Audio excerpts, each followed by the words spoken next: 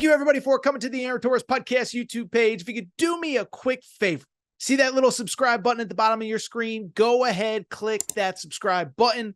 Really does help our channel grow, our audience grow, and I really do appreciate it more than you know. So click that subscribe button. Appreciate your support.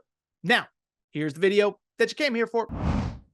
College teams are beginning to report. Florida State actually plays in week 0. I've seen some practice footage out of Tallahassee. So there's a lot going on. We're entering college football time. And of course, we're entering a season in which Michigan is the defending national champions. Michigan, of course, 15-0. They beat Washington in the title game. But it was a season that was sort of marred with controversy. Now, if you listen to this show, I defended Michigan. I thought it at one point became kind of a witch hunt.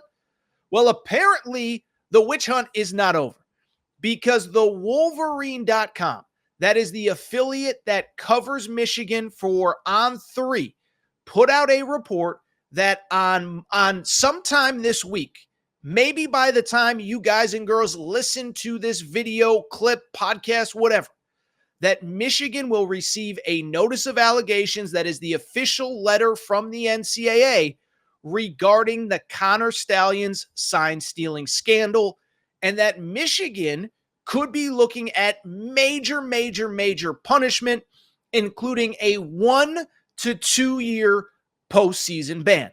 So I want to go ahead and get into it, but I'm not even going to beat around the bush. I'm just going to tell you exactly how I feel, put all my cards on the table. I think this is ridiculous. I think bluntly, Michigan has actually already been punished for this incident. And I think the NCAA is overstepping their bounds, and I hope Michigan fights back. So let's get into it. Last year, if you remember, it was wild at Michigan. And by the way, they were my preseason national championship picks. I appreciate them making me look smart, but just a mentally resilient team in Ann Arbor. Why is that? Well, remember, Jim Harbaugh suspended the first 3 games. That was over Hamburger Gate. Essentially, basically, Michigan paid for some meals for a couple recruits during the COVID period when recruits weren't supposed to be on campus, whatever. Wasn't a big deal. Everybody was doing it. Just ask Jeremy Pruitt, okay? So Jim Harbaugh gets suspended 3 games. He comes back. Michigan is rolling and kicking the crap out of everybody. Then this story starts to circulate. Is there some weird sign stealing stuff? And we all know what happens from there. Right before Michigan's bye, there's all this rumor about what could have happened. We find out about this guy, Connor Stalions, who, of course, was sending basically a group of buddies to opposing stadiums to record the sidelines of the other team. He ultimately ends up getting fired. Another assistant coach ends up getting fired as well. And oh, by the way, then Jim Harbaugh gets suspended for the 3 biggest games of the year. So at that time, I'll be blunt, I kind of thought this whole thing was over, because you had Connor Stalions fired. You had Chris Partridge, the linebackers coach who worked with Connor Stalions, fired, and Jim Harbaugh was suspended for 3 games. But apparently it's not enough. Apparently the notice of allegations is coming out. And I think, again, this is a witch hunt, and I think Michigan should fight back. Now, to be clear, let me make one thing really clear here quickly off the top. Say that 10 times fast, okay? 1, I am not a rule or law breaker, and I do think if you break rules and if you break laws, you have to be punished, okay? You might not like NCAA rules. They might be stupid, whatever. You also might not like it when you get pulled over doing 68 and a 65. Now, if you're a Georgia football player, you're doing 85 and a 65, but that's neither here nor there. But if you get pulled over doing 68 and a 65, you could get mad. But the reality is that you still broke the law. You're still going to get a ticket. So I understand the idea of punishment. Here is where my issue with punishing Michigan is. They already got punished last year. Let's go back to everything that happened in last October and November, because I think it's so easy to forget how wild it got for Michigan football, that program, everything around them. Remember, all that stuff starts to come out heading into Michigan's bye, okay?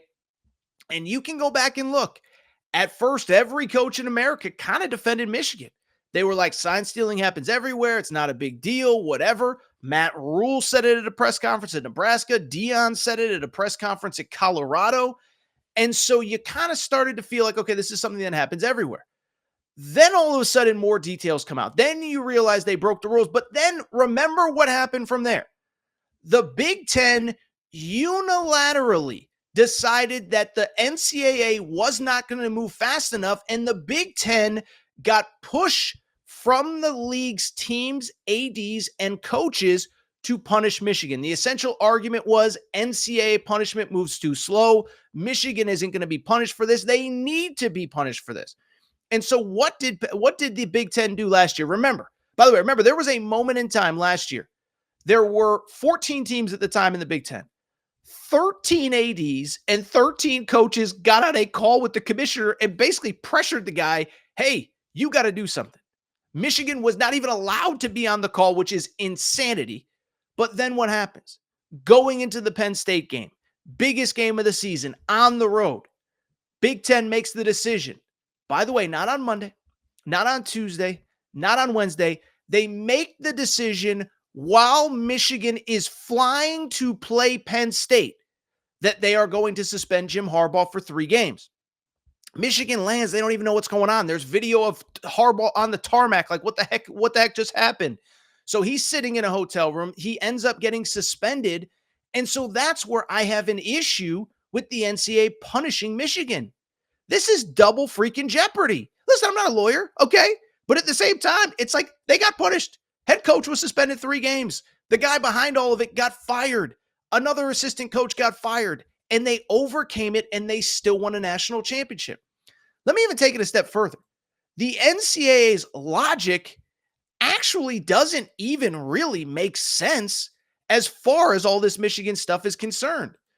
Because first off, there's the report from the Wolverine, they could get a postseason ban, but that wins won't be vacated and that the championship won't be vacated. Now, I'm not a vacate wins guy, okay? It's stupid. We know who won. Fill in the blank. We know who won whatever. When Louisville had to take down their banner in 2013, whatever. We know who won. Vacating wins is stupid. Vacating Heisman's is stupid. I'm glad Reggie Bush got his Heisman back.